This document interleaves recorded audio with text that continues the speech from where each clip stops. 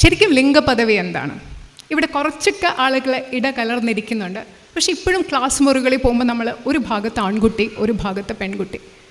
ലിംഗപദവിയുടെ രാഷ്ട്രീയവും ബഹുസ്വരതയും തമ്മിലുള്ള ബന്ധത്തെക്കുറിച്ച് സംസാരിക്കുമ്പം എങ്ങനെയാണ് സമൂഹത്തിൽ ലിംഗപദവികൾ ഉണ്ടാകുന്നത്, വ്യത്യസ്ത ലിംഗപദവിയുള്ള മനുഷ്യരെങ്ങനെ വ്യത്യസ്തരായി മാറുന്നു എന്നതിനെക്കുറിച്ച് നമ്മൾ ആദ്യം ചിന്തിക്കണം.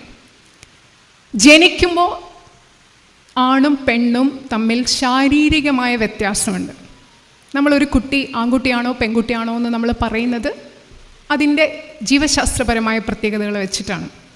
പല രാജ്യങ്ങളിലും ഇപ്പോൾ ആ കുട്ടി ആണാണോ പെണ്ണാണോ എന്ന് ആദ്യമേ അവർ പറയില്ല. കുട്ടി വളർന്നിട്ട് തീരുമാനിക്കട്ടെ അതിനാണാവണോ പെണ്ണാവണോ എന്നുള്ളത്. നമ്മൾ ആൺ പെണ്ണെന്ന് പറയുമ്പം നമ്മൾ ഇത്രയും നേരം പറഞ്ഞു പല മതങ്ങളിലുള്ളവർ വ്യത്യസ്തരാണ്, തുല്യരാണ്. പല ജീവിത സാഹചര്യങ്ങളിലുള്ളവർ വ്യത്യസ്തരാണ്, തുല്യരാണ്. പക്ഷെ സ്ത്രീയും പുരുഷനും എങ്ങനെയാണ് ഈ മുകളിലും താഴെയുമായി മാറുന്നത് നമ്മൾ ആലോചിക്കുന്നുണ്ടോ? എന്തുകൊണ്ടാണ്? ജനിക്കുമ്പോൾ നമുക്കുള്ള വ്യത്യാസം ശാരീരികമായ വ്യത്യാസം മാത്രമാണ്. അതിനെ നമ്മൾ വ്യത്യാസമെന്നാണ് പറയുന്നത്. അത് അസമത്വമാകുന്നത് എപ്പോഴാണ്? ആ വ്യത്യാസത്തെ സമൂഹം അസമത്വമാക്കി മാറ്റുമ്പോഴാണ് അത് വ്യത്യാസം അസമത്വമാകുക. This is a mere biological difference and becomes gender equality when society makes it, it becomes gender inequality when society makes it gender inequality. സമൂഹമാണ് അതിനെ ലിംഗ അസമത്വമാക്കി മാറ്റുന്നത്. ഉദാഹരണത്തിന് മോൻ്റെ പേരെന്താ പറഞ്ഞു? അയാൻ. റയാൻ ഏത് ക്ലാസ്സിലാണ് പഠിക്കുന്നത്? 4th. റയാൻ 4ാം ക്ലാസ്സിലാണ്. മോനിരുന്നോ? ഇവിടെ ഏതെങ്കിലും പെൺകുട്ടി ഉണ്ടോ ആ പ്രായത്തിൽ? ഇല്ലല്ലോ. നമ്മൾ എന്താ ആദ്യം വീട്ടിൽ ചെയ്യുക? ഞാൻ പറയുന്നത് കൃത്യമാവുന്നുണ്ടോ? ബോറടിക്കുന്നില്ലല്ലോ? എങ്ങനെയാണ് നമ്മൾ ഈ ലിംഗപദവി ഉണ്ടാക്കിയെടുക്കുന്നത്? ആൺകുട്ടി ജനിക്കുമ്പോൾ നമ്മൾ ഇത്തിരി ഒരു സന്തോഷം, മലയാളി ആണെങ്കിലും കേരളത്തിൽ സെക്സ് റേഷ്യോ കൂടുതലാണ്. കേരളത്തിൽ പൊതുവേ നമ്മൾ സ്ത്രീകൾക്ക് കൂടുതൽ ആദരം നൽകുന്നു എന്ന് പറയപ്പെടുന്നു. നൽകുന്നു എന്ന് ഞാൻ പറയുന്നില്ല, പറയുന്നു. പക്ഷേ ആൺകുട്ടിയും പെൺകുട്ടിയും നമ്മൾ എങ്ങനെയാണ് വളർത്തുന്നത്? ആൺകുട്ടി ജനിക്കുമ്പോൾ ഒരിത്തിരി സന്തോഷം കൂടത്തില്ലേ? ഒരു ശകലം. പെൺകുട്ടി ജനിക്കുമ്പോഴത്തേക്ക് വളരെ പ്രബുദ്ധരായ മലയാളികളെക്കുറിച്ചാണ് പറയുന്നത്, അഭ്യസ്തവിദ്യരായ മലയാളികളെക്കുറിച്ച്. പെൺകുട്ടി ജനിക്കുമ്പോൾ പിന്നെ എങ്ങനെ സ്വർണം വാങ്ങിക്കും? ഒരു ഭൂരിഭാഗത്തിന്, ഒരു പക്ഷേ ഇവിടെ ഇരിക്കുന്ന ഒരുപാട് പേർക്ക് ആ ചിന്ത ഇല്ലാതാവാം, വളരെ സന്തോഷമുള്ള കാര്യം. പക്ഷെ ഒരു വലിയ വിഭാഗത്തെ ആ ചിന്തകളല്ലേ നയിക്കുന്നത്? 2, ഇവർക്ക് 2 പേർക്ക് നമ്മൾ വാങ്ങിച്ചു കൊടുക്കുന്ന കളിപ്പാട്ടങ്ങളോ? ആൺകുട്ടിക്ക് തോക്ക് കൊടുക്കും, കാർ വാങ്ങിച്ചു കൊടുക്കും, പെൺകുട്ടിക്ക് പാവ. പിന്നെ അതിനെ ഒരുക്കി കൊലുസൊക്കെ ഇട്ട് തലമുടി നീട്ടി വളർത്തി അടുക്കളയുടെ സൈഡിലൊക്കെ കൊണ്ടിരുത്തും. ശരിയാണോ? ഈ ലിംഗപദവി നമ്മൾ ഉണ്ടാക്കിയെടുക്കുന്നതാണ്. കളർ, സൈക്കിളിന് വരെ കളറുണ്ട്. പെൺകുട്ടിക്ക് പിങ്ക്. അത് നമ്മൾ പോലീസ് വരെ എത്തി പിങ്ക്. എനിക്ക് മനസ്സിലാവുന്നില്ല എന്തിനാണ് നമ്മൾ ഈ പെൺകുട്ടികളെ, സ്ത്രീകളെ പിങ്കുമായിട്ട് ചേർത്ത് വെക്കുന്നത്. മാർച്ച് 8 ആകുമ്പം ആകെ പിങ്കിൻ്റെ ഒരു ബഹളമാണ്. എന്തിനാണെന്ന് എനിക്ക് ഇതുവരെ മനസ്സിലായിട്ടില്ല. പിന്നെ പെൺകുട്ടിയാണെങ്കിൽ എങ്ങനെയാവണം? സോഫ്റ്റ്, സ്വീറ്റ്, ക്യൂട്ട്, അയ്യോ എന്ന് പറഞ്ഞ് പെൺകുട്ടിയുടെ പുറത്ത് പോകും, അടുത്തേക്ക് പോകും. ആൺകുട്ടി ആവുമ്പോഴോ നമ്മൾ നമ്മുടെ ആൺപിള്ളേരെ കരയാൻ സമ്മതിക്കാറുണ്ടോ? ആൺപിള്ളേരെ കരയാൻ പാടില്ല. എൻ്റെ എന്നോട് വന്ന് പറയും, മോനല്ലേ, ഞാൻ ഒരു സിംഗിൾ പേരൻ്റാണ്, എൻ്റെ കുഞ്ഞിനെ ജനിച്ചപ്പോൾ മുതൽ ഒറ്റയ്ക്ക് വളർത്തുന്ന ഒരു അമ്മയാണ്. എന്നോട് വന്ന് പറയും, 6ാം ക്ലാസ്സിൽ അവനിപ്പം പഠിക്കുന്നത്. പിന്നെ ഒരു കാര്യം കൂടെ പറയട്ടെ, ഈ ജ്യോതി രാധിക വിജയകുമാറിലെ രാധിക എൻ്റെ അമ്മയാണ്. ലിംഗനീതി എന്ന് പറയുമ്പോൾ അച്ഛൻ മാത്രം പോരാ, അമ്മയുടെ മകളാണെന്നും കൂടെ ലോകം അറിയണം. അച്ഛൻ്റെ മാത്രം ഒരു കാര്യം കൂടെ അതിൻ്റെ ഇടയ്ക്ക് വന്നു പോയതാണ്. നമ്മളിവിടെ ഇരിക്കുന്നവരിൽ പലരും നമ്മൾ സമൂഹം അറിയുന്നത് നമ്മുടെ അച്ഛന്മാരുടെ മാത്രം മക്കളായിട്ടാണ്. നമ്മുടെ പേരിൻ്റെ വാലിൽ അച്ഛൻ മാത്രമേ ഉള്ളൂ. ശരിയാണോ? എൻ്റെ മകൻ ഗോവർദ്ധൻ അമൻ ജ്യോതിയാണ്. I would proudly say his my son also. എൻ്റെയും കൂടെ മോനാണ്. ഇന്നിവിടെ ഈ മീറ്റിംഗ് അറ്റൻഡ് ചെയ്യുന്ന കുറച്ച് പേർക്കെങ്കിലും ആ ഒരു ചിന്ത മനസ്സിൽ വന്നാൽ വലിയ സന്തോഷം ഉണ്ടാവും. സമൂഹത്തിന് മുമ്പിൽ അച്ഛൻ്റെ മാത്രം മകളായിട്ടല്ല, അമ്മയുടെ കൂടെ മകളായി അറിയപ്പെടണം. അതിൽ അഭിമാനം വേണം. തിരിച്ചു വന്നാൽ ആൺകുട്ടിയെ കരയാൻ സമ്മതിക്കില്ല. ഈയിടെ വായിച്ചിട്ടുണ്ടാവും, പുരുഷന്മാരിൽ ആത്മഹത്യാ പ്രവണത കൂടുന്നു. ലിംഗപദവിയെക്കുറിച്ച് നമ്മൾ സംസാരിക്കുമ്പം സ്ത്രീകളെ, അതെൻ്റെ മകൻ എന്നോട് പറഞ്ഞ ഒന്നാണ്. അമ്മ സംസാരിക്കുമ്പം ആൺകുട്ടികൾ നേരിടുന്ന പ്രശ്നത്തെക്കുറിച്ച് കൂടി പറയണം. ഞാനിപ്പോൾ എൻ്റെ മകന് കമ്മലിടാനുള്ള അവകാശത്തിന് വേണ്ടി സ്കൂളിൽ ചെന്ന് ഫൈറ്റ് ചെയ്തുകൊണ്ടിരിക്കുകയാണ്.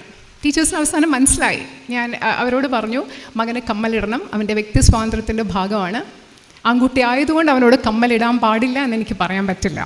അവസാനം അവൻ കമ്മലിട്ടിട്ടാണ് സ്കൂളിൽ പോകുന്നത്. ഗവൺമെൻറ് സ്കൂളാണ്, അതുകൊണ്ടാവാം ടീച്ചേഴ്സിന് അവനെ മനസ്സിലാക്കാൻ സാധിച്ചു. ആൺകുട്ടിയെ കരയാൻ സമ്മതിക്കില്ല. ആൺകുട്ടിയാണെങ്കിൽ റഫ് ടഫ്, അങ്ങനെയല്ലേ നമ്മൾ പഠിപ്പിക്കുന്നത്? ശരിയാണ്, ആരും ഒന്നും പറയാത്തേ? ശരിയല്ലേ? എന്നിട്ട് ആൺപിള്ളേരോട് നമ്മൾ തന്നെ പറയില്ലേ, വലുതാവുമ്പോൾ അച്ഛനും അമ്മയെ നോക്കണം.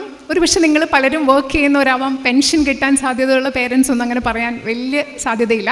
പക്ഷെ പൊതുവെ നമ്മൾ പറയില്ലേ, വളരണം, കുടുംബത്തെ നോക്കണം. ആൺകുട്ടികളോടല്ലേ പറയുന്നത്? പെൺകുട്ടികൾ എന്താ അച്ഛനും അമ്മയെ നോക്കണ്ടേ? പെൺകുട്ടികളെ നമ്മൾ കുറച്ച് കഴിയുമ്പോൾ കെട്ടിച്ചു വിടാൻ, എൻ്റെ മോൻ എന്നോട് ചോദിക്കും, അമ്മ എന്തിനാ ഈ കെട്ടിച്ചു വിടുന്നെന്ന് പറയുന്നത്? അപ്പോൾ ഞാൻ പറഞ്ഞു കൊടുക്കും, മോനെ ശരിക്കും അത് കെട്ടിയിട്ട് വിടുക, അതുകൊണ്ടാണ് ഈ കെട്ടിച്ച് വിടുകയാണ്. നിങ്ങൾ ആലോചിക്കുക, നമ്മുടെ ഭാഷാ പ്രയോഗത്തിൽ തന്നെ നമ്മൾ എങ്ങനെയാണ് ആൺകുട്ടികളെയും പെൺകുട്ടികളെയും വേർതിരിച്ച് കാണുന്നത്. അതുമാത്രമല്ല, കുറച്ചുകൂടെ കഴിഞ്ഞ് വളരുമ്പോൾ പെൺകുട്ടിയോട് പറയും അഡ്ജസ്റ്റ് ചെയ്തോളൂ, വേറൊരു വീട്ടിൽ പോയി ജീവിക്കാനുള്ളതാണ്. പറയില്ലേ? ഇവിടെ ഇരിക്കുന്ന ഒത്തിരി പേര് പറഞ്ഞിട്ടില്ലേ? ആൻറ്റി ചിരിക്കുമ്പോൾ എനിക്കറിയാൻ പറഞ്ഞിട്ടുണ്ട്. ഒത്തിരി പേര് പറയും വേറൊരു വീട്ടിൽ പോയി അഡ്ജസ്റ്റ് ചെയ്യാനുള്ളതാ, അടങ്ങി ഒതുങ്ങിയും നിന്ന് പഠിച്ചോണം. ഇത് ഏതെങ്കിലും ഇതിലൊരു വാചകം ആ മക്കളോട് പറഞ്ഞിട്ടുണ്ടോ? ഉണ്ടോ ചേച്ചി? പറഞ്ഞിട്ടില്ലല്ലോ. ആൺപിള്ളേരോട് അഡ്ജസ്റ്റ് ചെയ്യാൻ പറയാറേ ഇല്ല. ശരിയാണോ? ആൺപിള്ളേർ വളർന്നു, പിന്നെ ആൺപിള്ളേർക്ക് എന്തെങ്കിലും വളരുമ്പോൾ പ്രശ്നം ഉണ്ടായി നമുക്കൊരു പരിഹാരമുണ്ട്, കല്യാണം കഴിപ്പിച്ചു വിട്ടേക്കാം. കല്യാണം കഴിച്ച് നമുക്ക് ഈ പയ്യനെ നന്നാക്കി എടുക്കാം. ശരിയാണോ? ഒരു പെങ്കൊച്ച് അതിന് സ്വന്തം കാര്യം മാത്രം നോക്കിയാൽ പോരാ, ഒരു പയ്യനെ ഇനി നന്നാക്കി കൂടി എടുക്കണം. നന്നാക്കിയില്ലെങ്കിൽ അതിൻ്റെ ഉത്തരവാദിത്വം ഈ പയ്യൻ എന്തെങ്കിലും കാരണവശാൽ നന്നായി പോയില്ലെങ്കിൽ അതിൻ്റെ ഉത്തരവാദിത്വം കൂടി ആർക്കാണ്? ഈ പെൺകുട്ടിക്ക്. ആലോചിച്ച് നമ്മൾ വളർത്തുന്നത് ഈ പ്രശ്നമില്ലേ? ഈ പെൺകുട്ടിയോട് അഡ്ജസ്റ്റ് ചെയ്യാൻ പറയുമ്പോൾ നമുക്ക് എന്തുകൊണ്ട് ആൺകുട്ടിയോടും പറഞ്ഞുകൂടാ അഡ്ജസ്റ്റ് ചെയ്യാൻ? നാളെ നിൻ്റെ ജീവിതത്തിൽ ഒരു പങ്കാളി വരും. എനിക്ക് ഭാര്യ, ഭർത്താവ് എന്നീ രണ്ട് പദങ്ങളോട് കൃത്യമായ രാഷ്ട്രീയമായി വിയോജിപ്പുണ്ട്. ഭാര്യ ഭരിക്കപ്പെടുന്ന ആൾ, ഭർത്താവ് ഭരിക്കുന്ന ആൾ. അറിയാവുന്ന മലയാളത്തിൽ ഇതിൻ്റെ അർത്ഥം ഇതാണ്. ശരിയാണോ? വിവാഹം തുല്യ പങ്കാളിത്തമാണ്. നമ്മളതിനെ ഭരണമാക്കി. ഒരാൾ ഭരിക്കുകയാണ്, മറ്റൊരാൾ ഭരിക്കപ്പെടുകയാണ്. ആ നിർവചനമേ വിവാഹത്തിൻ്റെത് മാറണം. യോജിക്കുന്നുണ്ടോ? നമ്മൾ കുഞ്ഞുങ്ങളോട് പറയുന്നത് ആൺകുട്ടിയെ അഡ്ജസ്റ്റ് ചെയ്യാൻ ആൺകുട്ടിയോട് പറയുന്നേ ഇല്ല. ആൺകുട്ടിയെ കരയാൻ നമ്മൾ സമ്മതിക്കുന്നില്ല. എത്ര ആൺകുട്ടികൾ കരയുമ്പോൾ നമ്മൾ പറഞ്ഞിട്ടുണ്ട്, വെറുതെ പെമ്പിള്ളേരെ പോലെ ഇരുന്ന് കരയാതെന്ന് പറഞ്ഞിട്ടില്ലേ? നമ്മൾ പറഞ്ഞിട്ടില്ലേ? ആൻറ്റി എല്ലാം സമ്മതിക്കുന്നുണ്ട്. നമ്മൾ ആൺകുട്ടികളോട് പറയും കരയരുത്. അതിൻ്റെ ഒരു അനന്തര ഫലം അറിയോ? ആൺകുട്ടികൾ അവരുടെ ഒരു വികാരങ്ങളും പ്രകടിപ്പിക്കാൻ പ്രാപ്തിയില്ലാത്തവരായിട്ട് മാറുവാണ്. സങ്കടം വന്നാൽ പറയില്ല. ആൺകുട്ടികളും പെൺകുട്ടികളും ചെറിയ പ്രായത്തിൽ ഒരുപോലെ ലൈംഗിക അതിക്രമം നേരിടുമ്പോൾ പല ആൺകുട്ടികളും തുറന്ന് പറയുന്നില്ല. കാരണം പറഞ്ഞാൽ നമ്മൾ വളർത്തുന്ന ടോക്സിക് മാസ്കുലിനിറ്റി അവരുടെ ആണത്വത്തെ, പുരുഷത്വത്തെ ബാധിക്കും. വിഷമമുണ്ടെന്ന് പറയാൻ പറ്റില്ല, സങ്കടമുണ്ടെന്ന് പറയാൻ പറ്റില്ല. എന്നിട്ട് ഇങ്ങനെ വളർന്നു വരുന്ന ഒരു ആൺകുട്ടി ഒരു ജീവിത പങ്കാളി വരുമ്പം, ഒരു പ്രശ്നം ഉണ്ടാകുമ്പം ഒരു പ്രശ്നമില്ലെന്ന് ആലോചിക്കുന്നത് നമ്മൾ ഈ വളർത്തി വിടുന്നതിൻ്റെ പ്രശ്നമാണ്. ഞാൻ പറയുന്നതിൽ എന്തെങ്കിലും യുക്തി ഉണ്ടോ? മോനെ, വാട്ട് ഈസ് യുവർ നെയിം? പേരെന്താ? അല്ല അങ്കിളല്ല, സോറി മോനെ, എന്താ പേര്? നിതിൻ. ഏത് ക്ലാസ്സിലാ?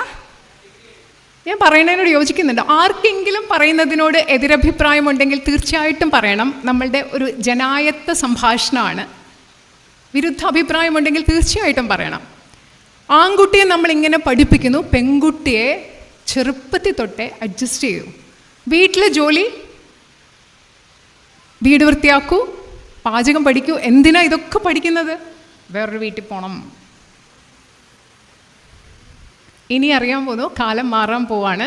പെൺകുട്ടികൾ ചോദിക്കും, പാചകം അറിയാത്ത ഒറ്റ ആൺകുട്ടികളെ പെൺകുട്ടികൾ ജീവിത പങ്കാളികളായി സ്വീകരിക്കും എന്ന് തോന്നുന്നില്ല. പാചകം ആൺകുട്ടികളും പെൺകുട്ടികളും പഠിക്കണം, അവർക്ക് ജീവിക്കാൻ, സ്വന്തമായിട്ട് ജീവിക്കാൻ അവർ പഠിക്കണം. വീട് വൃത്തിയാക്കാൻ ആൺകുട്ടികളെ സമ്മതിക്കില്ല. എനിക്ക് സഹിക്കാൻ പറ്റാത്തൊരു കാഴ്ചയാണ്, ഒരു വീട്ടിൽ എല്ലാവരും ഇരുന്ന് ഭക്ഷണം കഴിക്കുമ്പോൾ ഈ കഴിച്ച പാത്രം പുരുഷന്മാർ മാത്രം അവിടെ വെച്ചിട്ട് പോയി. അത് കാണുമ്പോൾ ഒരു വല്ലാഴിക തോന്നത്തില്ല, ഈ പാത്രം കഴുകിയാൽ എന്താ സംഭവിക്കുക? ഒരു അഭ്യർത്ഥന നടത്തിക്കോട്ടെ, ഇന്ന് ഈ മീറ്റിങ്ങിൽ പങ്കെടുത്ത ആളുകളൊക്കെ അങ്ങനെ ചെയ്യുന്നവരുണ്ടെങ്കിൽ മാറ്റാനൊന്ന് ശ്രമിക്കുമോ? ഒരുപാട് പ്രായമായവർക്ക് മാറ്റാൻ പറ്റില്ല, ഒരുപാട് പ്രായമായവർക്ക്, ശീലിച്ചവർക്ക്. പക്ഷെ മാറ്റാൻ പറ്റുന്നവർക്ക് ഇതൊന്നും മാറ്റാൻ കൈയൊന്നും വേണ്ട. എന്തു ഇല്ല, അവരെ ബുദ്ധിമുട്ടിക്കേണ്ട. അവർക്ക് പലർക്കും അങ്ങനെ ആരെങ്കിലും പൊതുസ്ഥലത്ത് വേണ്ട, അവർക്ക് പല സാഹചര്യങ്ങൾക്ക് ഉണ്ടാവാം. അങ്ങനെ ഒരു ബുദ്ധിമുട്ടിലേക്ക് വേണ്ട. ഒരുപാട് പ്രായമായവരില്ല, അവർ വളർന്ന സാഹചര്യം വളരെ വ്യത്യസ്തമാണ്. അപ്പോൾ നമ്മുടെ ഇന്നത്തെ മൂല്യങ്ങൾ പഴയ തലമുറയ്ക്ക് ഉൾക്കൊള്ളാൻ അവരുടെ പ്രായത്തെയും അവർ ജീവിച്ച സാഹചര്യത്തെയൊക്കെ പൂർണ്ണമായിട്ട് ബഹുമാനിച്ചുകൊണ്ട് അങ്ങനെ ഒരു പബ്ലിക് ഇതിനോട് ഞാൻ യോജിക്കുന്നില്ല. അതല്ലേ കുറച്ചുകൂടെ അതിൻ്റെ ശരി? അത് മനസ്സിലാക്കാൻ പറ്റുന്നവർ ആ മാറ്റം ഉണ്ടാവണമെന്ന് പലപ്പോഴും നമുക്ക്, ഇപ്പം എൻ്റെ അച്ഛൻ ചെയ്യില്ല, പക്ഷെ എൻ്റെ അച്ഛനെ പോയി മാറ്റാൻ എനിക്ക് എത്ര പറ്റും എന്നറിയില്ല. അത് അച്ഛന് തന്നെത്താൻ തോന്നണം. പക്ഷെ എനിക്ക് എന്നെ മാറ്റാൻ പറ്റും, എൻ്റെ മകനെ മാറ്റാൻ പറ്റും. നമുക്ക് മാറ്റാൻ പറ്റുന്ന സാഹചര്യത്തെ മാറ്റാൻ നമ്മളൊന്ന് ശ്രമിക്കണം. ഞാൻ പറഞ്ഞു വന്നത്, ഈ കുഞ്ഞുങ്ങളെ ഇങ്ങനെ വളർത്തി വരുമ്പോൾ ഒരു പെൺകുട്ടി വളരുന്നത്, ഇപ്പം ഞാൻ കുട്ടികളെ പഠിപ്പിക്കുന്ന സോഷ്യോളജി ക്ലാസ്സിൽ സെൽഫ് എങ്ങനെയാണ് നിങ്ങളുടെ ഒരു സ്വയം ബോധം, വ്യക്തിത്വം വളരുന്നതെന്ന് ആലോചിക്കുമ്പോൾ ഈ പെൺകുട്ടിക്ക് എപ്പോഴും ഉണ്ടാകുന്ന ഒരു അരക്ഷിതാവസ്ഥ നോക്കിക്കോളൂ. വീട്ടിൽ നിൽക്കുമ്പോഴേ ഒരുമാതിരി ഒരു തിരിച്ചറിവ് ഉണ്ടാകുമ്പോഴേ പറഞ്ഞു കൊടുക്കും, വേറെ വീട്ടിൽ പോയി നിൽക്കേണ്ടത്, അവിടെ അടങ്ങി ഒതുങ്ങി നിൽക്കണം. അവിടെ ചെന്ന് കഴിയുമ്പോൾ എന്ത് പറയും? എന്നിട്ട് കല്യാണം കഴിച്ച് വിടുമ്പോൾ എന്ത് പറയും? ഇനി അവിടെയാണെല്ലാം, അവർ പറയുന്ന കേട്ടോണം, അവിടെ അടങ്ങി ഒതുങ്ങി നിൽക്കണമെന്ന് ഒന്നും കൂടെ പറഞ്ഞിട്ട് ഞങ്ങൾ കെട്ടിച്ചു വിടുവാണ്. അവിടെ ചെല്ലുമ്പോൾ എന്ത് പറയും? കൂടുതലും ജോലിയില്ലാത്ത, സാമ്പത്തിക സ്വാതന്ത്ര്യമില്ലാത്ത, സാമ്പത്തിക സ്വയം പര്യാപ്തത ഇല്ലാത്ത സ്ത്രീകളുടെ കാര്യമാണ് പറയുന്നത്. അവിടെ നിൽക്കുമ്പോൾ എന്ത് പറയും? ഇവിടെ ഞങ്ങൾ പറയുന്നത് കേട്ട് അടങ്ങി ഒതുങ്ങി നിന്നില്ലേ, അങ്ങോട്ട് വിടും. അപ്പോൾ ഇടയ്ക്ക് വീട്ടിൽ പോകുമ്പോൾ അവിടെയുള്ളവർ എന്ത് പറയും? അവിടെ അടങ്ങി ഒതുങ്ങി നിന്നേക്കണം, ഇങ്ങോട്ട് വന്നേക്കരുത്. എന്ത് ചെയ്യും? ശരിയാണോ? എനിക്ക് സത്യത്തിൽ വിഷമം വരും ഇത് കുറച്ചുകൂടെ ആഴത്തിൽ പറഞ്ഞു കഴിഞ്ഞാൽ. എത്ര സ്ത്രീകളുടെ അവസ്ഥയാണ് ഈ അവസ്ഥയ്ക്ക് നമ്മളൊരു മാറ്റം വരുത്തണ്ടേ? ആദ്യം നമ്മുടെ ആൺകുട്ടികളെ പറഞ്ഞ് മനസ്സിലാക്കി കൊടുക്കണം. അവരുടെ പാത്രം കഴുകാനും തുണി കഴുകാനും പാചകം ചെയ്ത് കൊടുക്കാനും കുട്ടികളെ പ്രസവിക്കാനും മാത്രമുള്ള ഉപകരണങ്ങളല്ല പെൺകുട്ടികൾ. ശരിയാണോ? ഒരു കാലത്ത് സ്ത്രീകൾ ജോലിക്ക് പോകാതിരുന്ന സമയത്ത് ഇങ്ങനെ ഒരു വിധത്തിലുള്ള ഒരു ഡിവിഷൻ ഓഫ് ലേബർ വീട്ടിലുണ്ടായിരുന്നു. ഈ രാജ്യത്തെ മുമ്പോട്ട് കൊണ്ടുപോകുന്ന ശാസ്ത്രജ്ഞർ, പ്രതിഭാധനരായ അധ്യാപകർ, കലാകാരർ, ഡോക്ടേഴ്സ്, എൻജിനീയേഴ്സ്, പൊതുപ്രവർത്തകർ, വിപ്ലവകാരികൾ, police officers, pilots, civil service officers, ഗായകർ, എഴുത്തുകാർ, ഇവരെല്ലാം അല്ലേ പെൺകുട്ടികളും? പ്രകൃതി അവർക്കൊരു ഗർഭപാത്രം കൊടുത്തു അടുത്ത തലമുറയെ ഉണ്ടാക്കാൻ. അവരുടെ വയറ്റിലെ കുഞ്ഞ് വളരുള്ളൂ, സത്യമാണ്. അതുകൊണ്ട് അവരുടെ ജീവിതത്തിലെ ബാക്കി എല്ലാറ്റിനും നമ്മൾ ഇല്ലാതാക്കേണ്ട ആവശ്യമുണ്ടോ? ശരിയാണോ ചോദിക്കണേ? ഒരു കുഞ്ഞിനെ വയറ്റിൽ കൊണ്ടു നടക്കാൻ അമ്മയ്ക്കേ പറ്റുള്ളൂ. മുലയൂട്ടുന്ന കാലം വരെ മുലപ്പാൽ കൊടുക്കാൻ അമ്മയ്ക്കേ പറ്റുള്ളൂ. പക്ഷെ കുഞ്ഞിന് ഭക്ഷണം കൊടുക്കാൻ, കുഞ്ഞിനെ കുളിപ്പിക്കാൻ, കുഞ്ഞിൻ്റെ ഡയപ്പർ മാറ്റാൻ, കുഞ്ഞിനെ പഠിപ്പിക്കാൻ അച്ഛന് പറ്റുമല്ലോ? പറ്റില്ലേ? നമ്മളെന്താ ചെയ്യണേ?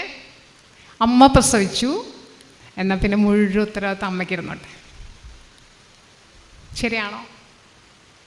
കുഞ്ഞ് പഠിച്ചില്ലെങ്കിൽ ആർക്കാ കുറ്റം?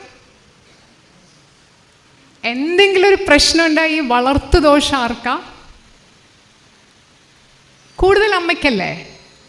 ഇതെൻ്റെ എല്ലാം കൂടെ. ഇപ്പം അറിയോ, ഇപ്പം നമ്മൾ വരുന്ന വഴി സംസാരിക്കായിരുന്നു. ഇപ്പം നമ്മൾ നേരത്തെ പറയും ഷീ ഈസ് പ്രഗ്നൻ്റ് എന്ന് പറയും, അവൾ ഗർഭിണിയാണ്. പക്ഷെ ഇപ്പം നമ്മൾ അങ്ങനെയല്ല പറയുന്നത്. അവൾ തനിയെ ഗർഭിണിയായതല്ലോ, ദേ ആർ പ്രഗ്നൻറ്റ്. അവർ പ്രഗ്നൻ്റ് ആണ്. ഈ ഹസ്ബൻഡും വൈഫും പ്രഗ്നൻ്റ് ആണ്. അതിൻ്റെ അർത്ഥം ഈ പ്രഗ്നൻസി സ്ത്രീയുടെ വയറ്റിലാണ്, അമ്മയാണ് കുഞ്ഞിനെ കൊണ്ട് നടക്കുന്നെങ്കിലും പ്രഗ്നൻസി രണ്ടുപേരുടെയും കൂട്ടുത്തരവാദിത്തമാണ്. നമ്മുടെ ഭാഷയിൽ നമ്മൾ ആ മാറ്റം വരുത്തുന്നുണ്ട്. പുരുഷന്മാർ പാറ്റേണിറ്റി ലീവ്, ഇപ്പം ഞാൻ ജോലി ചെയ്യുന്നത് പല മേഖലകളിലാണ്. IT-യിൽ ജോലി ചെയ്യുന്നുണ്ട്, സിവിൽ സർവീസ് ട്രെയിനിങ്, ലോയുമായിട്ട് ബന്ധപ്പെട്ട പല മേഖലകളിൽ ജോലി ചെയ്യുമ്പം പുരുഷന്മാർ ഒരുപാട് പേര് പാറ്റേണിറ്റി ലീവ് എടുക്കുന്നവരുണ്ട്. നമ്മൾ ഈ എല്ലാ ഉത്തരവാദിത്തം അമ്മയ്ക്ക് കൊടുക്കുകയാണ്. ഏറ്റവും പ്രധാനപ്പെട്ട വീട്ടിലെ ഉത്തരവാദിത്തം പാചകം. ഒറ്റ കാര്യം ചോദിക്കട്ടെ, സ്ത്രീകൾക്ക് പരമ്പരാഗതമായി അല്ല സ്ത്രീകൾക്ക് പാചകം ചെയ്യുന്ന ഏതെങ്കിലും ജീനുണ്ടോ? ശാസ്ത്രീയമായി തെളിയിക്കും. നമ്മളിവിടെ ശാസ്ത്രത്തെക്കുറിച്ചും യുക്തിയെക്കുറിച്ചൊക്കെ അല്ലേ സംസാരിക്കുന്നത്? ഉണ്ടോ? ജന്മസിദ്ധമായി സ്ത്രീകൾ സ്വാഭാവിക. ഇവിടെ ഇരിക്കുന്ന എത്ര സ്ത്രീകളെങ്കിലും എനിക്ക് വയ്യ, ജീവിതത്തിൽ ഒരു പ്രാവശ്യമെങ്കിലും ഈ രാവിലെ എന്തുണ്ടാക്കണം, ഉച്ചയ്ക്ക് എന്തുണ്ടാക്കണം, വൈകിട്ട് എന്തുണ്ടാക്കണം, നാളെ ഇതെന്നെ കൊണ്ട് വയ്യ എന്ന് പറയാത്ത ആരെങ്കിലും ഇവിടെ ഉണ്ടോ? ഉണ്ടോ ആൻറ്റി? ആരും ഇല്ലല്ലോ. പുരുഷന്മാർക്ക് എന്തോ ഒന്ന് ആലോചിച്ച് നോക്കിക്കേ. നമ്മൾ പക്ഷേ വീട്ടിന് പുറത്തേക്ക് ഇറങ്ങിയ 90% റെസ്റ്റോറൻറ്റ്സിലെ ഷെഫ് ആരാ? പുരുഷന്മാരല്ലേ? പുരുഷന്മാർക്ക് പാചകം ചെയ്യാൻ അറിയാഞ്ഞിട്ടാണോ? ഈ ഷെഫുമാർ വീട്ടിൽ വന്നാൽ പാചകം ചെയ്യുമോ? ചിരി കാണുമ്പോൾ മനസ്സിലായി. അതെന്താ അതിൻ്റെ ഒരു കാര്യം? അതിനകത്തൊരു ലോജിക്ക് എന്താ? വീട്ടിനകത്തുള്ളത് that is the space, kitchen, private space, ഇത് സ്ത്രീകളുടെയാണ്. പുറത്തുള്ള കാര്യങ്ങൾ ഞങ്ങളുടെയാണ്, പബ്ലിക് സ്പേസ്. പോലീസ് സ്റ്റേഷനിൽ പോകുന്നത് ഞങ്ങളാണ്, കോടതി കാര്യങ്ങൾ വന്നാൽ ഞങ്ങളാണ്, ബാങ്കിൽ പോകുന്നതൊക്കെ മാറ്റം വന്നിട്ടുണ്ട്. ഈ പൊതുജീവിതം, അതുകൊണ്ടാണ് രാഷ്ട്രീയവും നമ്മുടെ ഒരു ധാരണ ഇത് പുരുഷന്മാരെ തീരുമാനിക്കേണ്ട കാര്യമാണ്. ഒരു ചെറിയ അഭിപ്രായ വ്യത്യാസമുണ്ട്. നമ്മുടെ സ്റ്റേജിൽ സ്ത്രീകളാരും ഇല്ല വേറെ. അതിൽ നമുക്ക് സ്ത്രീകൾ ഉണ്ടാവേണ്ടിയിരുന്നു. പൊതുസ്ഥലങ്ങൾ, സംഘടനകൾ, ഇതിലെല്ലാം വേണ്ടത് പുരുഷന്മാരാണ്. കാരണം ഇത് ഞങ്ങളുടേതാണ്. ശരിയല്ലേ? ഇത് നമ്മുടെ സമൂഹത്തിൻ്റെ പൊതുബോധത്തെക്കുറിച്ചാണ് പറയുന്നത്. അതുകൊണ്ട് എന്താ, പെൺകുട്ടി കല്യാണം കഴിഞ്ഞ് പോകുമ്പോൾ എനിക്കിപ്പോഴും അത്ഭുതം തോന്നിയിട്ടുണ്ട്. നമ്മൾ എന്തിനാ ഇതിനെ അടുക്കള കാണലെന്ന് വിളിക്കുന്നത്? കാരണം ആ പെൺകുട്ടി ഇരിക്കേണ്ടത് അടുക്കളയിലാണ്, നമ്മൾ ഉറപ്പിച്ചു. ശരിയല്ലേ? മറ്റൊന്ന്, അതിൻ്റെ ഞാൻ സാന്ദർഭികമായിട്ട് വന്നതാണ്. നമ്മൾ ഈ ഇന്നത്തെ വ്യവസ്ഥിതിയിൽ നമ്മൾ പാട്രിയാർക്കി എന്ന് പറയുന്ന പുരുഷ മേൽക്കോയ്മയുള്ള വ്യവസ്ഥിതിയിൽ കല്യാണം കഴിഞ്ഞിട്ട്, അതിന് നമ്മൾ സോഷ്യോളജിയിൽ പാട്രി ലൊക്കാലിറ്റി എന്ന് പറയും. അതായത് പുരുഷൻ്റെ വീട്ടിലേക്കാണ് പെൺകുട്ടിയെ കല്യാണം കഴിച്ചിട്ട് വരിക. നമ്മളൊരു ചടങ്ങുണ്ടല്ലോ, ആൺകുട്ടിയുടെ വീട് കാണാൻ പോകുന്ന ചടങ്ങ്. അതിനകത്ത് എന്തെങ്കിലും റാഷണൽ ഫോറത്തിൽ, സയൻസ് ഫോറത്തിൽ അംഗങ്ങളായിട്ട് ഇരിക്കുന്ന അവർ കൂടുതൽ ഉത്തരവാദിത്തത്തോടു കൂടി ആലോചിക്കണം. എന്തെങ്കിലും റാഷണാലിറ്റി ആ ചടങ്ങിനുണ്ടോ? താമസിക്കാൻ പോകുന്നത് പെൺകുട്ടിയാണ്, പക്ഷെ ഇത് കാണാൻ പോകുമ്പോൾ പെൺകുട്ടി ഒഴിച്ച ആ നാട്ടിലുള്ളവർ മുഴുവൻ പോവും കാണാൻ. അതിന് പിന്നിലെ നമ്മുടെ ലോജിക്ക് എന്താ? ഞങ്ങൾ തീരുമാനം എടുത്തോളാം അവൾക്ക് വേണ്ടി. ഞങ്ങൾ പറയുന്ന ഞങ്ങൾക്ക് ഈ വീട് കൊള്ളാമെന്ന് തോന്നി അവൾ അവിടെ താമസിച്ചോളൂ, പെൺകുട്ടി തീരുമാനം എടുക്കണ്ട. Wheel make decisions for her. ഞങ്ങൾ തീരുമാനം എടുത്തോളാം, ഞങ്ങൾ പറയുന്നത് കേട്ടാൽ മതി. ശരിയാണോ? ഇതൊക്കെ യുക്തിക്ക് നിരക്കുന്ന കുറച്ച് ശീലങ്ങളാണോ നമുക്കിന്ന് നിലനിൽക്കുന്നത്? എന്താ പെൺകുട്ടിയും കൂടെ കൊണ്ടുപോയാൽ ഈ കൂട്ടത്തിലിരിക്കുന്ന, അതിന് തൽക്കാലം സമൂഹത്തോട് അല്പം പൊരുതാൻ ധൈര്യമുള്ള ആളുകൾ ആരെങ്കിലും അതൊക്കെ ചെയ്യുമോ? Thank you ma'am, you should ചെയ്യണം. കുറച്ച് പേര് ചെയ്യണം, പിന്നെ നിങ്ങൾ ശീലമാവും. ഇന്ന് ഈ മീറ്റിങ്ങിൽ വന്നിരുന്നിട്ട് നമ്മൾ ഈ വിഷയത്തെക്കുറിച്ച് സംസാരിച്ചു വന്നാൽ കുറച്ച് പേര് അത് ചെയ്യണം. പെൺകുട്ടി പോയി കണ്ടാൽ എന്താ പ്രശ്നം? ഒരു പ്രശ്നമില്ല. ആ പെൺകുട്ടിയല്ലേ താമസിക്കാൻ പോകണം. പിന്നെ എന്തിനാണ് ഈ പെൺകുട്ടി അങ്ങോട്ട് പോയി താമസിക്കണത് എത്ര നിർബന്ധം? എനിക്ക് മനസ്സിലായിടത്തോളം നമ്മുടെ കേരളത്തിലല്ല, കേരളത്തിൽ പിന്നെ 2 പെൺകുട്ടികൾ കൂടുതലുള്ളത് കൊണ്ട് ഏറ്റവും അധികം വിഷമിക്കുന്ന, നമ്മൾ തുല്യത അനുഭവിക്കാത്തൊരു വിഭാഗമല്ലേ ഈ പെൺകുട്ടികളുടെ മാതാപിതാക്കൾ. ശരിയാണോ? ആണോ? പെൺകുട്ടികളുടെ മാതാപിതാക്കൾക്ക് എന്തുകൊണ്ടാണ്? നമ്മുടെ ഉള്ളിലൊരു സങ്കല്പമുണ്ട്, ആൺകുട്ടികൾ മാത്രമേ വയസ്സാം കാലത്ത് അച്ഛനമ്മയെ നോക്കാൻ പറ്റുള്ളൂ. പെൺകുട്ടികൾക്ക് എന്താ നോക്കിയാൽ കുഴപ്പം? ആ പെൺകുട്ടിക്ക് വിവാഹം കഴിച്ച ആളിൻ്റെ അനുവാദം വേണോ സ്വന്തം അച്ഛനമ്മയെ നോക്കാൻ? വേണ്ട. അത് ആൺകുട്ടിയെ ശീലിപ്പിക്കണം. പെൺകുട്ടിയോട് പറഞ്ഞു പഠിപ്പിക്കേണ്ടത്, 2 മാതാപിതാക്കളെയും നിങ്ങൾ ശ്രദ്ധിക്കണം. പെൺകുട്ടികളുടെ അച്ഛനമ്മമാരാകുന്നു എന്നതൊരു ദൗർഭാഗ്യമായി മാറുന്നൊരു സാമൂഹ്യ സ്ഥിതി അതൊട്ടും നമ്മൾ ഈ പറയുന്ന ബഹുസ്വരതയുടെ തുല്യതയുടെ രാഷ്ട്രീയത്തിന് പറ്റിയതല്ല. എന്തുകൊണ്ടാണ് പലപ്പോഴും സ്ത്രീധനം കൊടുക്കാൻ കേരളത്തിലെ ലിംഗനീതിയെക്കുറിച്ച് പറയുമ്പോൾ സ്ത്രീധനത്തെക്കുറിച്ച് പറയാതെ പറ്റില്ല? എന്താണ് ഇത്ര വിദ്യാസമ്പന്നരായ പെൺകുട്ടികൾക്ക് ജീവിതം ഒടുക്കേണ്ടി വരുന്നത്, ജീവൻ അവസാനിപ്പിക്കേണ്ടി വരുന്നത്? നമ്മൾ ആലോചിക്കുന്നുണ്ടോ? നമ്മൾ ആൺകുട്ടികളെ ആരായിട്ടാണ് കാണുന്നത്? നമ്മുടെ ലോട്ടറികളായിട്ടാണോ? ഇത്ര പഠിച്ച കുട്ടികൾ എന്താ അവർക്ക് ജീവിക്കാൻ മുമ്പോട്ട് പോകാൻ പറ്റാത്തത്? എന്താ ആൺകുട്ടികളിങ്ങനെ ചിന്തിക്കുന്നത്? എനിക്ക് എങ്ങനെ ഈ പൈസ വാങ്ങാൻ ഇത് സ്ത്രീധനം ശരിക്കും പറഞ്ഞാൽ ഇതിനെ കല്യാണം എന്ന് പറയില്ല, കച്ചവടം, മാർക്കറ്റാണ്, വിവാഹ വിപണിയാണ്, വില പേശി കച്ചവടം നടത്തുന്ന സ്ഥലം. നിങ്ങൾ ഇവിടെയുള്ള വന്നിട്ടുള്ള മനുഷ്യരിൽ 250 പേരിൽ ഒരു 50 പേർക്കെങ്കിലും സ്വന്തം വീട്ടിൽ വിവാഹങ്ങൾ നടത്തുമ്പോൾ ഇങ്ങനെ ചെയ്യാതിരിക്കുവാണെങ്കിൽ നിങ്ങൾ സമൂഹത്തിന് വലിയൊരു കാര്യമാണ് ചെയ്യുന്നത്.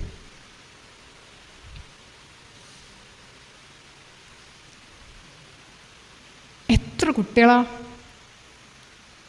പെൺകുട്ടികൾ ഇപ്പം നമ്മൾ ഇതുപോലെ വരുമ്പോൾ സംസാരിക്കായിരുന്നു. ഇപ്പം കല്യാണം, നമുക്ക് മഞ്ഞ കല്യാണം, സംഗീത്, മെഹന്തി, പിന്നെ സേവ് ദ ഡേറ്റ്, ഇതെല്ലാം വന്നു കഴിഞ്ഞപ്പം മലയാളിയുടെ നമ്മുടെ പൊതുവെയുള്ള ഒരു ആഡംബരത്തിന് ഒരുപാട് ആ രീതിയിൽ പോകുന്നുണ്ട്.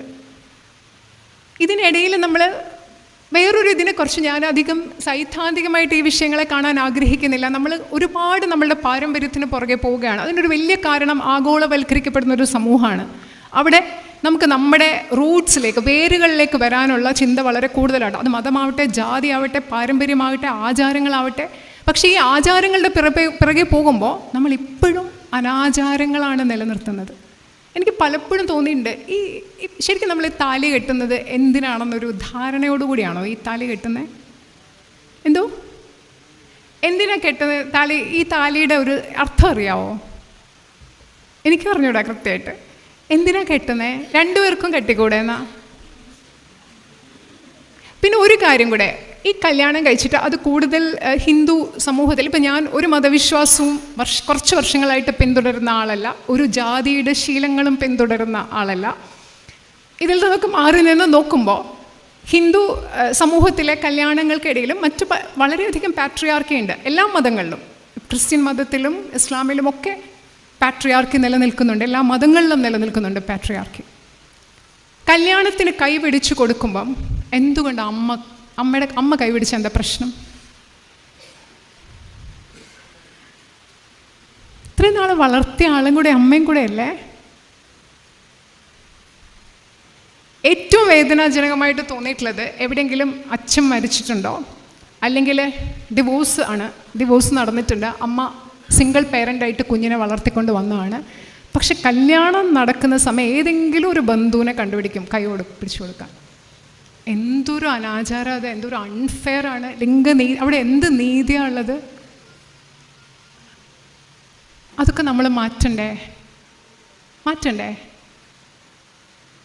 കൈ പിടിക്കണം നിർബന്ധമാണ്. എല്ലാവരും കൂടെ ഒന്നും കൈ പിടിക്കാമല്ലോ. എന്താ പ്രശ്നം? അവിടുത്തെ അച്ഛനമ്മ, ഇവിടുത്തെ അച്ഛനമ്മയും പെൺകുട്ടിയും ചേർക്കണം. പിന്നെ ഈ പെൺകുട്ടീൻ്റെ കയ്യിലോട്ട് ഞാൻ കണ്ടിട്ടുള്ള ഏറ്റവും ഷോക്കിംഗ് ആയിട്ടുള്ള ഒരു സംഭവം, 2 പേരും IT-യിൽ വർക്ക് ചെയ്യുമായിരിക്കും. ചിലപ്പോൾ ഈ പെൺകുട്ടിക്കാർക്ക് പയ്യനൊക്കെ കൂടുതൽ സാലറി, എന്നാലും ഈ പെൺകുട്ടിയുടെ കൈ പിടിച്ച് പയ്യൻ്റെ കയ്യിലോട്ട് കൊടുക്കും. നീ നോക്കിക്കോ. ലോജിക്ക് ഉണ്ടോ? ഒരു കാലത്ത് ചിലപ്പോൾ ലോജിക്ക് ഉണ്ടായിരുന്നിരിക്കാം. ഇന്നത്തെ കാലത്ത് അതിൻ്റെ പിന്നിൽ എന്തെങ്കിലും യുക്തി ഉണ്ടോ? റാഷണൽ സയൻസ് ഫോറത്തിൻ്റെ ഭാഗമായിട്ട് ചിന്തിക്കുമ്പോൾ യുക്തിയില്ലാത്ത കാര്യങ്ങളൊക്കെ നമ്മൾ മാറ്റിവെക്കണ്ടേ? വേണ്ടേ? ആരും എന്തൊന്നും വേണ്ടാത്ത മാറ്റണ്ടേ? എനിക്ക് പ്രായമായ അങ്ങളൊക്കെ പറയുന്നതിൽ വലിയ സന്തോഷം. യുക്തിയില്ലാത്ത കാര്യങ്ങളെ മാറ്റി നിർത്താൻ പറ്റണം. അപ്പം ഇനി യുക്തിയില്ലാത്ത കാര്യങ്ങൾ എന്തൊക്കെയാണ്? വീട്ടിൽ ഇത് കൂടുതലും പുതിയ തലമുറയ്ക്ക് വേണ്ടിയിട്ടാണ്. സ്ത്രീകൾ മാത്രമേ ഭക്ഷണം പാചകം ചെയ്യാവൂ എന്ന് പറയുന്നതിൽ യുക്തിയില്ലായ്മയുണ്ട്. സമ്മതിക്കുന്നോ? മാറണ്ടേ? സ്ത്രീകൾ സീരിയൽ, അത് നമ്മുടെ വനിതാ പ്രസിദ്ധീകരണങ്ങൾക്ക് അതിൽ വലിയ റോളുണ്ട്. സ്ത്രീകൾക്കുള്ള പ്രസിദ്ധീകരണങ്ങളിൽ മുഴുവൻ എന്താ പറയുന്നത്? സാരി എങ്ങനെ വൃത്തിയായി സംരക്ഷിക്കാം, ആഭരണങ്ങൾ എങ്ങനെ കേടുകൂടാതെ സൂക്ഷിക്കാം, ഗ്യാസ് എങ്ങനെ, വീടെങ്ങനെ വൃത്തിയാക്കാം. രാഷ്ട്രീയം നമ്മൾ ചർച്ച ചെയ്യുന്നില്ല, ശരിയാണോ? രാഷ്ട്രീയം പുരുഷന്മാർക്കുള്ളതാണ്. ചാനൽ ചർച്ച കേൾക്കേണ്ടത് പുരുഷന്മാരാണ്. സ്ത്രീകൾ സീരിയൽ, കോവിഡ് കാലത്തിന് കുറേ മാറ്റം വന്നു. സ്ത്രീകൾക്കും പുരുഷന്മാർക്കും നമ്മൾ കൃത്യമായിട്ട് വിഭജിച്ച് പല മേഖലകൾ നൽകിയിട്ടുണ്ട്. അതിൽ യുക്തിയുണ്ടോ? യുക്തിയുണ്ടോ? ഉണ്ടോ? ഇല്ലല്ലോ. മാറണ്ടേ? കല്യാണം പുരുഷന്മാർക്കും സ്ത്രീകൾക്കും, കല്യാണം കഴിക്കേണ്ടവർക്ക്, കല്യാണം ഒരു ചോയ്സാണ്, കല്യാണം കഴിക്കേണ്ടവർക്ക് രണ്ടുപേർക്കും പ്രധാനപ്പെട്ടതാണ് അല്ലേ? അഡ്ജസ്റ്റ് ചെയ്യണമെങ്കിൽ രണ്ടുപേരും അഡ്ജസ്റ്റ് ചെയ്യണ്ടേ? പെൺകുട്ടിയുടെ അച്ഛനും അമ്മയും ആൺകുട്ടിയുടെ അച്ഛനും അമ്മയേക്കാൾ താഴെ ആവുന്നത് എപ്പോഴാണ്? ഒരിക്കലുമല്ല. അത് മാറണ്ടേ? അതിൽ യുക്തിയുണ്ടോ? ഒരുപാട് സ്വപ്നങ്ങളുള്ള, രാജ്യത്തിന് വലിയ സംഭാവന ചെയ്യാൻ, നമുക്കറിയോ ഇവിടുത്തെ യാഥാർത്ഥ്യം? ഇത്രയും പെൺകുട്ടികൾ പഠിച്ചിട്ടുള്ള കേരളത്തിൽ തൊഴിൽ മേഖലയിൽ പണിയെടുക്കുന്ന പെൺകുട്ടികളുടെ പെർസെൻറ്റേജ്, ശതമാനം, അയ്യോ ഞാൻ സമയം കടന്നോ? എത്ര സമയമായോ? അയ്യോ സമയമെങ്കിൽ പറയണേ. പെൺകുട്ടികളുടെ തൊഴിൽ മേഖലയിൽ പെൺകുട്ടികളുടെ ശതമാനം എന്ന് പറയുന്നത് നാഷണൽ ആവറേജിനേക്കാൾ കുറവാണ്. ദേശീയ തലത്തിലുള്ളതിലും കുറവാണ് നമ്മുടെ പെൺകുട്ടികൾ തൊഴിൽ മേഖലയിൽ പണിയെടുക്കുന്നത്. അതിൻ്റെ അർത്ഥം എന്താ? വിദ്യാസമ്പന്നരായ ഒരുപാട് പേര് ജോലി ചെയ്യാതെ വീട്ടിലിരിക്കുന്നുണ്ട്. പ്രധാനപ്പെട്ട കാരണം എന്താ? കുട്ടികളെ നോക്കണം. കുട്ടികളെ രണ്ടുപേരും കൂടെ നോക്കിയാൽ ഈ പ്രശ്നം ഉണ്ടാവോ? അതുകൊണ്ട് നമ്മൾ മനസ്സിലാക്കേണ്ട ഒരു പ്രധാനപ്പെട്ട കാര്യം, കുടുംബം, വിവാഹം, കുട്ടികൾ, കുടുംബത്തിലെ ബന്ധങ്ങൾ, ഇത് വീട്ടിലുള്ള എല്ലാവർക്കും ഒരുപോലെ പ്രധാനപ്പെട്ടതാണ്. അത് സ്ത്രീകളുടെ മാത്രം ഉത്തരവാദിത്തമല്ല. നമ്മൾ ബഹുസ്വരത എന്ന് പറയുമ്പോൾ അതിനകത്ത് വിശാലമായ 2-3 തലങ്ങൾ കൂടിയുണ്ട്. ഒന്നാമത്തേതാണ് ഇൻക്ലൂസിവിറ്റി, ഉൾക്കൊള്ളൽ, എല്ലാത്തിനെയും ഉൾക്കൊള്ളണം. രണ്ടാമത്തെ ഒന്നുണ്ട് ഡൈവേഴ്സിറ്റി. ഡൈവേഴ്സിറ്റി എന്ന് പറയുമ്പോൾ വൈവിധ്യം. ബഹുസ്വരത എന്ന് നമ്മൾ പ്ലൂറലിസം എന്ന് പറയും. അതിൽ വൈവിധ്യങ്ങളും ഉൾക്കൊള്ളലും. മൂന്നാമത് അടിസ്ഥാനപരമായി ഉണ്ടാവേണ്ട ഒന്നാണ് ജനായത്തം.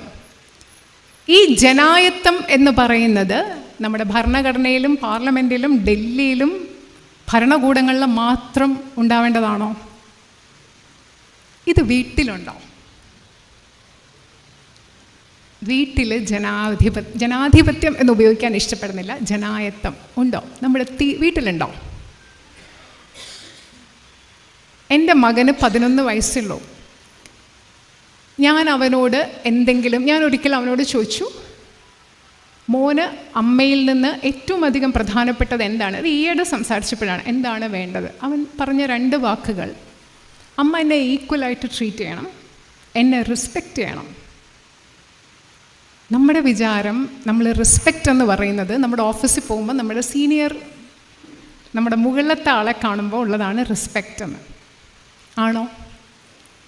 ഏറ്റവും കൂടുതൽ ബഹുമാനം വേണ്ടത് നമ്മുടെ വീട്ടിൽ നമ്മുടെ ഒപ്പം ജീവിക്കുന്ന മനുഷ്യരുടെ അടുത്താണ്.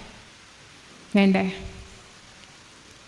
11 വയസ്സുള്ള എൻ്റെ മകൻ്റെ അടുത്ത് എനിക്ക് മോനെ അത് ചെയ്യ് എന്ന് പറയാറില്ല, മോനെ അത് ചെയ്യാമോ എന്ന് ചോദിക്കാറേ ഉള്ളൂ. അവൻ എന്തെങ്കിലും അസൗകര്യം ഉണ്ടെങ്കിൽ പറയാൻ എനിക്ക് ബുദ്ധിമുട്ടുണ്ട്. ഞാനിവിടെ നിന്ന് വലിയ പ്രസംഗിച്ചിട്ട് എൻ്റെ കൊച്ചിൻ്റെ അടുത്ത് പോയി, എനിക്ക് പ്രായം കൂടുതലാണ്, ഞാൻ നിൻ്റെ അമ്മയാണ്, ഞാൻ പറയുന്നതെല്ലാം കേട്ടോണം എന്ന് പറഞ്ഞാൽ എന്ത് ജനാധിപത്യം, എന്ത് ജനായത്തം? നമ്മളീ പറയുന്നത് നമ്മുടെ വീട്ടിലുണ്ടോ? നമ്മുടെ ബന്ധങ്ങളിലുണ്ടോ? അച്ഛനമ്മമാരും മക്കളും തമ്മിലുള്ള ബന്ധങ്ങളിലുണ്ടോ? അത് കുട്ടികളുടെ അഭിപ്രായം കേൾക്കുന്നുണ്ടോ? കുട്ടികളുടെ ശബ്ദത്തിന്, ബഹുസ്വരത എന്ന് പറയുമ്പോൾ പല ശബ്ദങ്ങൾക്ക് പ്രാധാന്യം കൊടുക്കും. കുട്ടികളുടെ ശബ്ദത്തിന് പ്രാധാന്യം. ഞാനൊരു വ്യക്തിപരമായ അനുഭവം പറയട്ടെ. എൻ്റെ മകനെ ഞാൻ 1ാം ക്ലാസ്സിൽ ഒരു സ്കൂളിൽ കൊണ്ട് ചേർത്തു. 1.5 മാസം പോയിട്ട് അവൻ പറഞ്ഞു എനിക്ക് പറ്റത്തില്ല. 6 വയസ്സേ ഉള്ളൂ. അന്ന് പലരും പറഞ്ഞു അമ്മ സ്ട്രിക്റ്റ് ആവാഞ്ഞിട്ട്. പക്ഷെ കുറേ പേര് പറഞ്ഞു ഇല്ല, മോൻ പറയുന്നത് ചിന്തിക്കണം. പക്ഷെ ഒരു വിഭാഗം ആളുകൾ പറഞ്ഞു അമ്മ സ്ട്രിക്റ്റ് ആവാഞ്ഞിട്ട്, അവൻ്റെ മടി കാരണമാണ്. അതൊരു പ്രൈവറ്റ് സ്കൂളിലായിരുന്നു. പക്ഷേ ഇവൻ കുറച്ച് ദിവസം 2 മാസം സ്കൂളിൽ പോയില്ല. അത് കഴിഞ്ഞ് ഒരു ഗവൺമെൻറ് LP സ്കൂൾ ഞങ്ങൾ യാദൃച്ഛികമായിട്ട് കണ്ടു. അവിടെ ചെന്നപ്പോൾ ആ അന്തരീക്ഷം, ചെടികളും പൂക്കളും വലിയ ഗ്രൗണ്ടൊക്കെ കണ്ടപ്പോൾ ആൾ വളരെ ഹാപ്പിയായി. എന്നിട്ട് പറഞ്ഞു ഞാൻ ഇവിടെ പഠിച്ചോളാം, ഞാൻ ഗവൺമെൻറ് സ്കൂളിൽ പഠിക്കുന്നുള്ളൂ. ഇന്ന് 6ാം ക്ലാസ്സിൽ അവിടെ ഒരു ഗവൺമെൻറ് സ്കൂളിലാണ് പഠിക്കണേ. LP കഴിഞ്ഞ് 5ാം ക്ലാസ് ആയപ്പോഴും ഞങ്ങൾ അവിടുത്തെ ഗവൺമെൻറ് സ്കൂളുകളെല്ലാം പോയി നോക്കി. അവന് ഇഷ്ടമുള്ള ഒരു സ്കൂൾ അവൻ തന്നെ തിരഞ്ഞെടുത്തു. എനിക്ക് ആ 6ാം വയസ്സുകാരൻ്റെ ഡിസിഷൻ എടുക്കാനുള്ള തീരുമാനത്തെ ബഹുമാനിച്ചതിൽ എനിക്കിന്ന് വളരെയധികം സന്തോഷമുണ്ട്. ഞാൻ ആ പറഞ്ഞ എന്തിനാണെന്ന് മനസ്സിലായോ? നമ്മുടെ കുഞ്ഞുങ്ങൾക്ക് തീരുമാനം എടുക്കാനുള്ള കഴിവുണ്ട്. വീട്ടിൽ അവരുടെ ശബ്ദം കേൾക്കണം. ജീവിത പങ്കാളിയായ സ്ത്രീയുടെ ശബ്ദം പുരുഷന്മാർ കേൾക്കണം. ഞാൻ പറയുന്നത് കേൾക്കാനും അനുസരിക്കാനും ഉള്ള ആൾ മാത്രമല്ല, ജീവിത പങ്കാളിയായ പുരുഷൻ്റെ സ്വരം സ്ത്രീകളും കേൾക്കണം. തുല്യ ശബ്ദങ്ങളായിരിക്കണം. ഒരു ശബ്ദം മറ്റൊരു ശബ്ദത്തെ ആക്രോശിച്ച് അടിച്ചമർത്തുന്ന മറ്റൊരു ശബ്ദമാകരുത്. ബഹുസ്വരത വീട്ടിലുണ്ട്. എല്ലാ പ്രായത്തിൽപ്പെട്ടവരുടെയും ശബ്ദം കേൾക്കുമ്പോൾ അതിൽ ബഹുസ്വരതയുണ്ട്. എല്ലാ ലിംഗപദവിയിൽപ്പെട്ടവരുടെ ശബ്ദം കേൾക്കുമ്പോഴും അതിൽ ബഹുസ്വരതയുണ്ട്.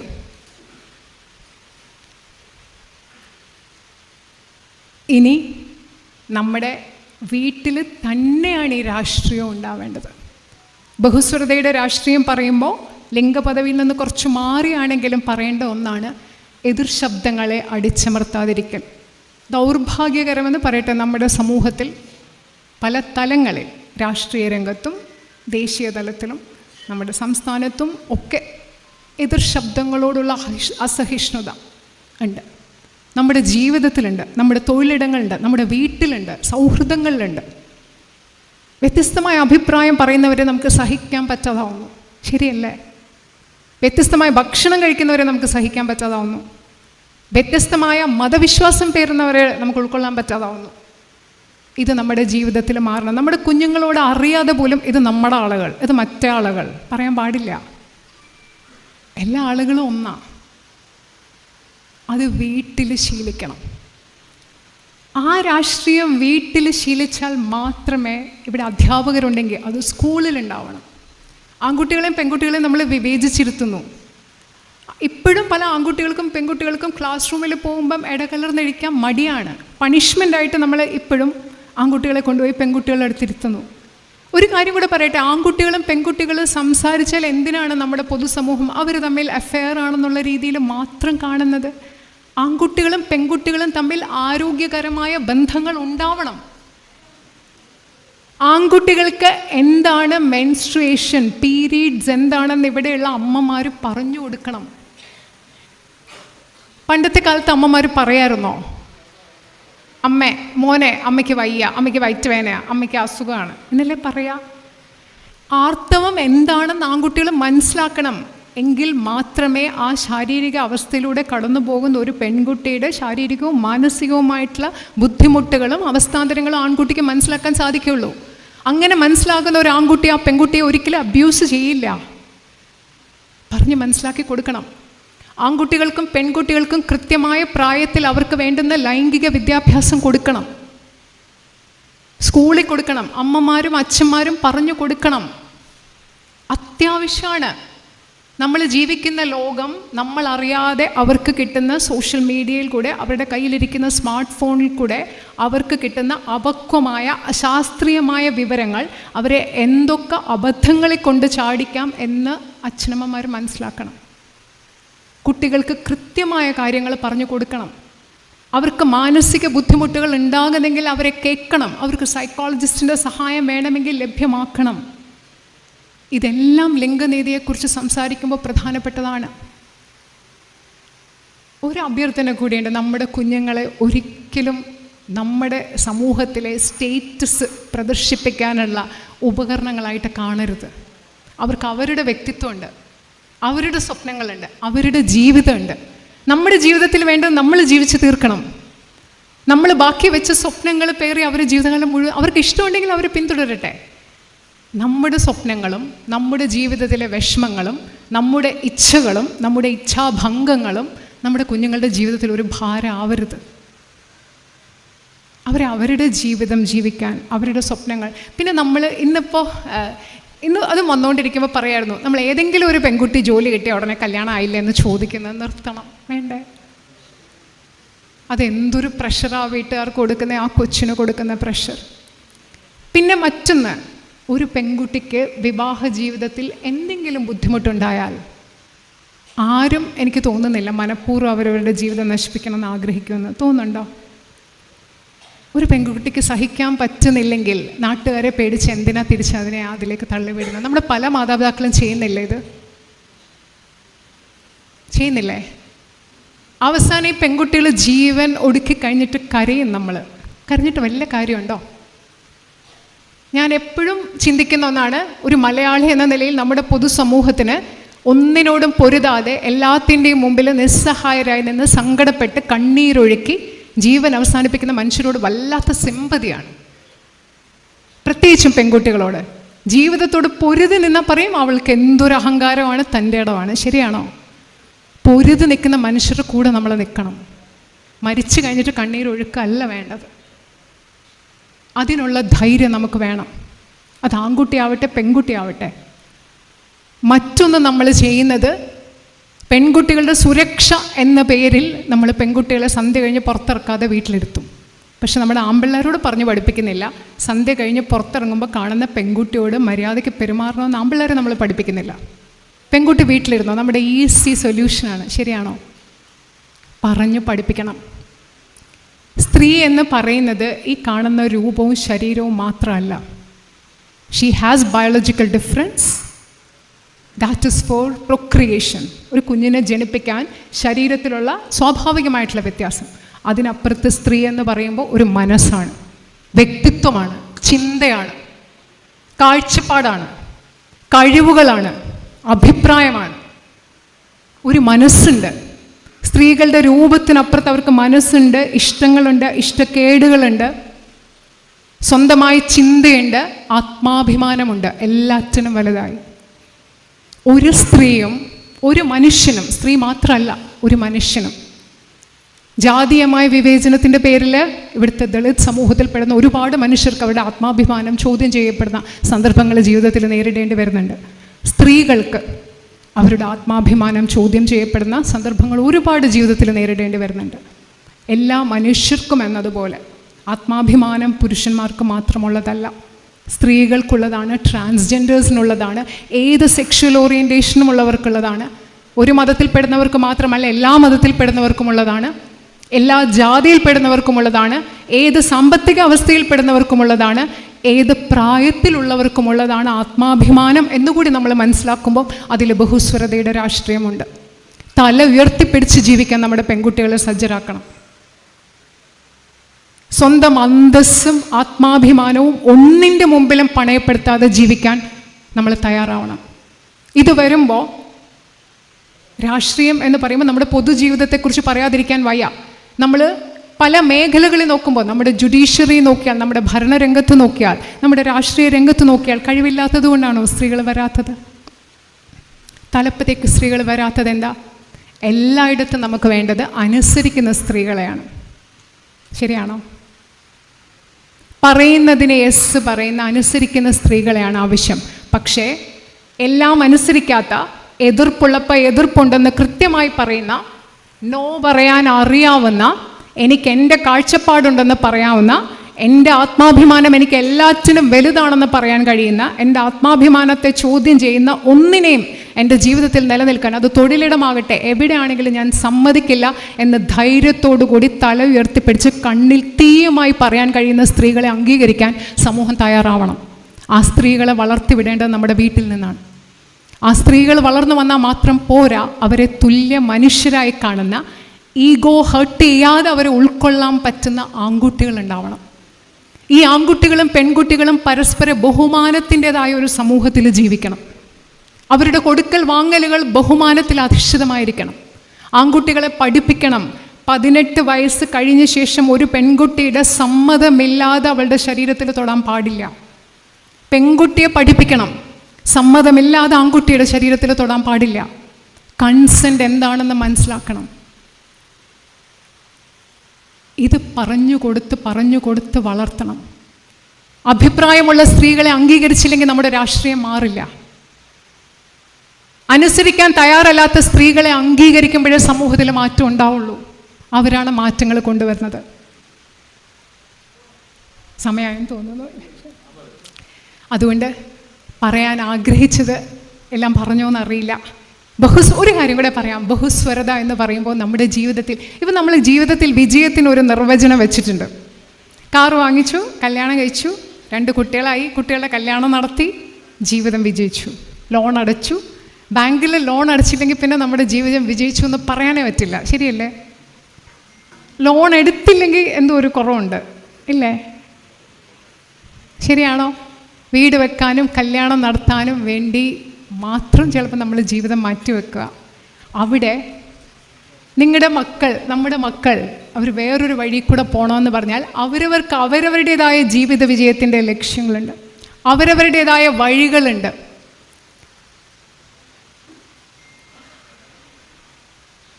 ഞാൻ ഇതുവരെ ജീവിതത്തിൽ വീട് വെച്ചിട്ടില്ല. ഒരു ഔദ്യോഗികമായിട്ടൊരു കൃത്യമായ 9 to 5 ജോലി ചെയ്യുന്നില്ല. പല വിജയ മാതൃകകൾക്കും പുറത്താണ് ജീവിക്കുന്നത്. പക്ഷെ ഞാൻ നടക്കുന്ന വഴികളിൽ ഞാനുണ്ട്. അതെൻ്റെ വഴികളാണ്, വേറെ ആരും വരച്ചിട്ട വഴിയല്ല. എൻ്റെ വഴി ഞാൻ വെട്ടിത്തെളിച്ചെടുത്ത വഴിയാണ്. അതിനൊരു അഭിമാനമുണ്ട്, ധൈര്യമുണ്ട്. നമ്മുടെ മക്കളെ, പെൺകുട്ടികളെയും ആൺകുട്ടികളെയും അവർ നടക്കുന്ന വഴികളിലൂടെ വിടാൻ നമുക്ക് പറ്റണം. പക്ഷെ അതേസമയം അവരുടെ ഉള്ളിൽ സാമൂഹിക രാഷ്ട്രീയ ബോധം, അവബോധം ഉണ്ടാവണം. നമ്മൾ ജീവിക്കുന്ന സമൂഹത്തിന് തിരിച്ചു കൊടുക്കാൻ നമുക്കൊരു ഉത്തരവാദിത്വമുണ്ടെന്നുള്ള ബോധ്യം അവരുടെ മനസ്സിൽ കൃത്യമായി ഉണ്ടാവുകയും വേണം. കേൾക്കുന്നതും കാണുന്നതും മുഴുവൻ സ്വന്തം ചിന്ത അല്പം പോലും പ്രായോഗിക ബുദ്ധി പ്രയോഗിക്കാതെ അത് ഉൾക്കൊള്ളുന്ന ഒരു തലമുറയെ നമ്മൾ വളർത്തിയെടുക്കരുത്. നമ്മളെ അന്ധമായി അനുസരിക്കുന്ന മക്കളെ വളർത്തരുത്. നമ്മളെ ചോദ്യം ചെയ്യുന്ന മക്കൾ വേണം, നമ്മളെ ചോദ്യം ചെയ്യുന്ന കുട്ടികൾ വേണം, നമ്മളെ ചോദ്യം ചെയ്യുന്ന പുതിയ തലമുറ വേണം. എങ്കിൽ മാത്രമേ സമൂഹത്തിൽ മാറ്റം ഉണ്ടാവുള്ളൂ. സമയമായി. ഞാൻ ഇത്രയും നേരം പറയാൻ ശ്രമിച്ചത് ഒന്ന് ചുരുക്കി പറയാൻ ശ്രമിച്ചാൽ, ബഹുസ്വരത എന്ന് പറയുമ്പോൾ എല്ലാവരുടെയും ശബ്ദത്തിന് പ്രാധാന്യം കൊടുക്കലാണ്. അതിൻ്റെ അടിസ്ഥാനം ജനായത്ത ബോധമാണ്, അതിൻ്റെ അടിസ്ഥാനം തുല്യതയാണ്, അതിൻ്റെ അടിസ്ഥാനം എല്ലാ മനുഷ്യരെയും ഉൾക്കൊള്ളലാണ്, അതിൻ്റെ അടിസ്ഥാനം എല്ലാവരെയും ചേർത്ത് പിടിക്കലാണ്. എല്ലാവരെയും മുകളിലും താഴെയുമായി ചേർത്ത് പിടിക്കലല്ല, എല്ലാവരെയും ഒരുപോലെ കണ്ട് ചേർത്ത് പിടിക്കലാണ് ബഹുസ്വരതയുടെ ആണിക്കല്ല്. ആ ബഹുസ്വരത നമ്മുടെ രാഷ്ട്രീയത്തിൽ, നമ്മുടെ രാജ്യത്തിന് അനിവാര്യമാണ്. കാരണം ഏകശിലാത്മകമായി പോകുന്ന ഒന്നിനും വൈവിധ്യത്തെ ഉൾക്കൊള്ളാനാവില്ല. ഏകശിലാത്മകമായി പോകുന്ന ഒന്നിനും മനുഷ്യൻ്റെ വ്യത്യസ്ത വഴികളിലൂടെയുള്ള സർഗാത്മകമായ സഞ്ചാരങ്ങളെയും കാഴ്ചപ്പാടുകളെയും ആശയധാരകളെയും സംഭാഷണങ്ങളെയും ഉൾക്കൊള്ളാനാവില്ല. ഏകശിലാത്മകമായി പോകുന്ന ഒരു നിർവചനത്തിൻ്റെയും നിർവചനത്തിനും മനുഷ്യൻ്റെ വ്യതിരിക്തതകളെ കൂട്ടിച്ചേർത്ത് ഉള്ളിലേക്ക് എടുക്കാനാവില്ല. എല്ലാറ്റിനും എല്ലാറ്റിൻ്റെതായ ഇടമുണ്ട്, എല്ലാറ്റിനും അതിൻ്റെതായ പ്രാധാന്യമുണ്ട്. നമ്മുടെ രാഷ്ട്രീയം എന്ന് പറയുന്നത് സ്വന്തം ജീവിതത്തിൽ അനുനിമിഷം നിലനിൽക്കുന്ന ഒന്നാവണം നമ്മുടെ രാഷ്ട്രീയം. ആ രാഷ്ട്രീയത്തിൽ ബഹുസ്വരത ഉണ്ടാവണം. നമ്മുടെ രാഷ്ട്രീയത്തിൽ, നമ്മുടെ ജീവിതത്തിൽ ബഹുസ്വരത ഉണ്ടാവണം. എല്ലാവരുടെയും ശബ്ദം കേൾക്കണം, വീട്ടിലെ എല്ലാ മനുഷ്യരുടെയും ശബ്ദം കേൾക്കണം. ആ ബഹുസ്വരത ഏറ്റവും അധികം ബന്ധപ്പെട്ട് കിടക്കുന്നത് നമ്മുടെ വീടുകളിൽ ലിംഗപദവിയുമായി ബന്ധപ്പെട്ടാണ്.